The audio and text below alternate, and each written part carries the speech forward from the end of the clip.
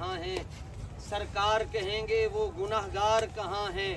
कौसर भी कहेगा जरा ढूंढ के लाओ उन्हें, वो फैजाबाद वाले वफादार कहाँ हैं।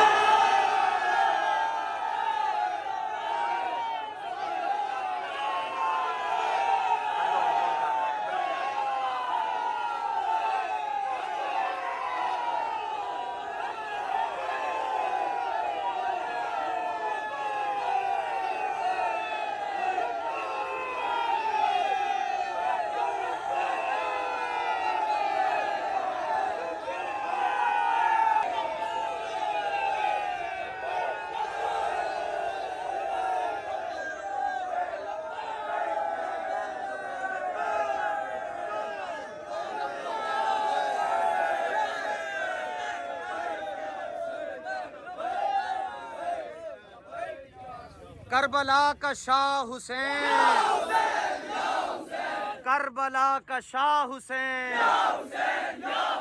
अख दी ठंडक दिल दा चैन।